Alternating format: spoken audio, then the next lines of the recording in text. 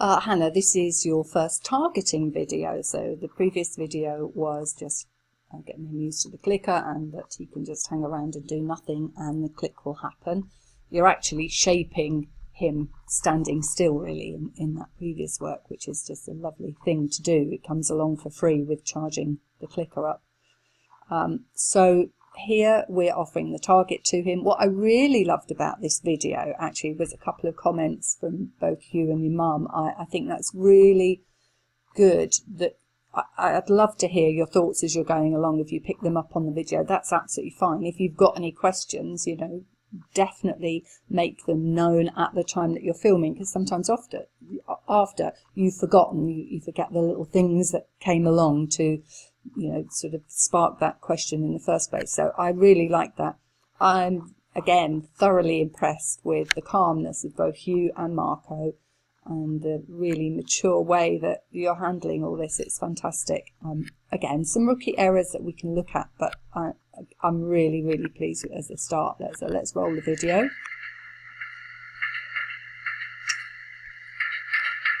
Okay, Mum actually tells you, she's giving you the right feedback for this, don't move the target to him.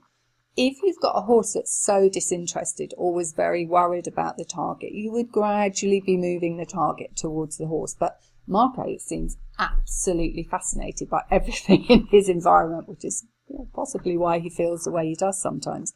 So I think I personally would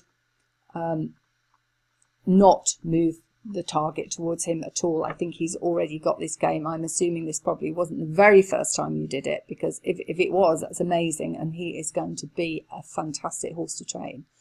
So yeah, so at the moment don't try and move the target to him. But I say Mum picked up on that beautifully.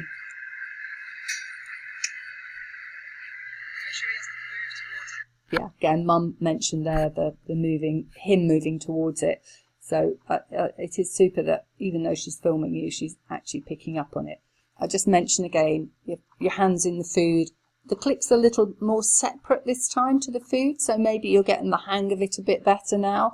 Not sure about that, but really, really try. Your hands have nothing to do with the behaviour, so keep them separate from the food. Really, really tighten that up for me. So you offer the target, he goes to the target, you click, and then you go to the food. And however long it takes you to get the food out, if it's always the same, if he's used to that principle, he will cope really well with it. So we did a low down one there, and that's important as well. As he's so attracted to moving for it, and I thought you reinforced him really quickly, and the food delivery was fantastic, aside from the fact that your hand was already in the food, but you can work on that.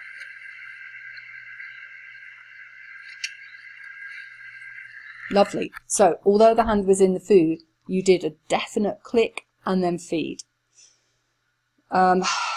Sometimes I will say to people who really, really struggle with the food delivery, keep your hand in the bag but don't bring it out until you've clicked. But honestly, I think you're so early on in this, I'd really like you to get it right and to not have your hand in your bag early.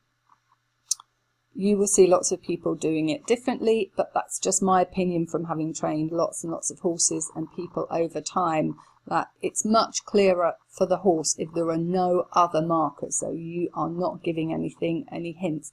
Because imagine you're walking up to the field with him. You're not going to want to have one hand in your food waiting to give him food. So that will change things. So I'd like this right at the beginning to be just like it's going to be when you get out there eventually leading him. And I can see how you're working in the stable here. I can see us progressing to just leading him out into the causeway there and corridor there and reinforcing him and walking him back in. It's just some really simple behaviours that will probably be possible quite soon. So yeah, let's keep it tidy.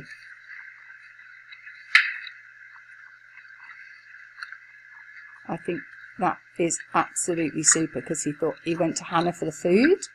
He goes to the door, he goes inside, he has a moment where he's confused, and then he comes back so clearly. Beautiful food delivery as well. hands in the bag, but I'm forgetting that. You're going to tidy that up for me, I know. But that your actual delivery of food from a super flat hand is really clean and tidy. But wasn't that amazing? That was a great learning point for him, because he first came to you, then he went to the door hinge, then he went inside a little bit, because if he wasn't resilient and wanting to try and work with you, he might have even turned his back and gone away and said, this game's too hard for me. That didn't happen. If it had, then I would have changed things so that you took the target to him, make it really clear to him there's no other thing I want, it's just touching this target, to get him back on side. But I thought he worked through that beautifully. So we see that in a lot of animals where the learning is too difficult, too complicated, too early on, and they go, no, I just don't get this, I'm not going to play. But this is fantastic, I'm really pleased. Yeah, and that's what I love, you worked that out, you had to think, yeah.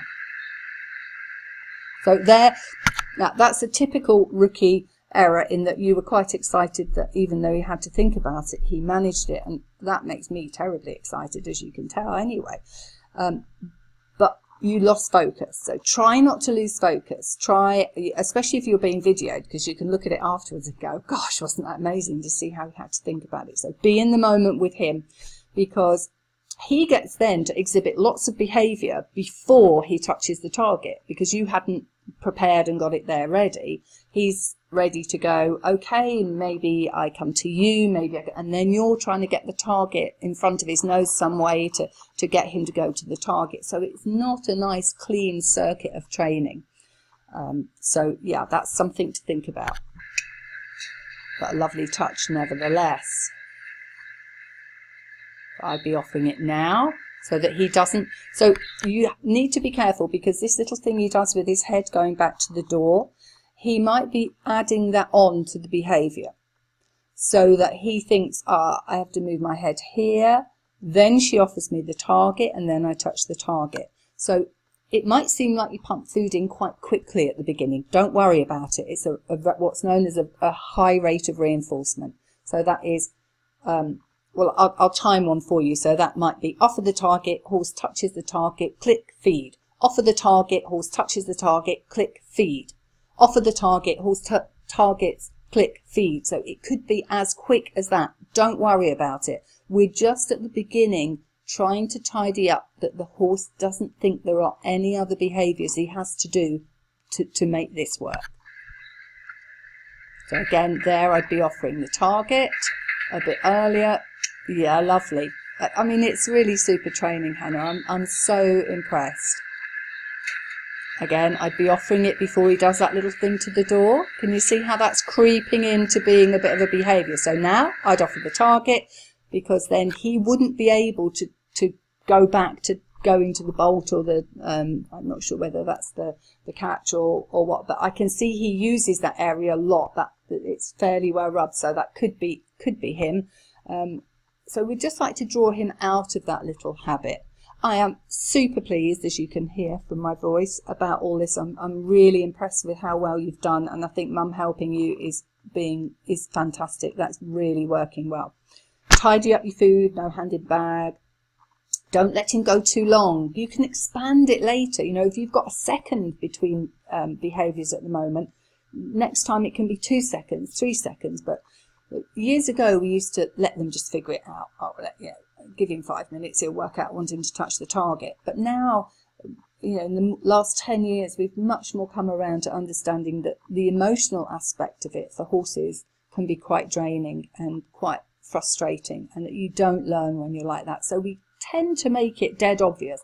Just for instance, in the human world, if you walked into a room and there were drawers and books on shelves and a bare table and chair, you might think, oh, I'm supposed to sit at the table and chair, but you wouldn't think I have to go to the drawers and take out paper and pens, get down a book. But if you came into that same room and on the table was a book open at a certain page and a pad and a pen to the side of it, you would be guided towards that was the work you were expected to do. So that's all we're doing with horses. We're just setting it up for them to be a little more straightforward.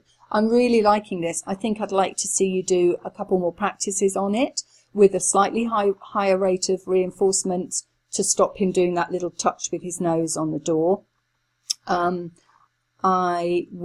You could even think of letting him touch the target in very different places. So you take one step to the right of the door and he targets, and then you take while he's eating, you take a step to the left and offer it to the other side of him. So you just play around with your position. I'd also obviously like to see you do more of the just him relaxed and soft and waiting for the click.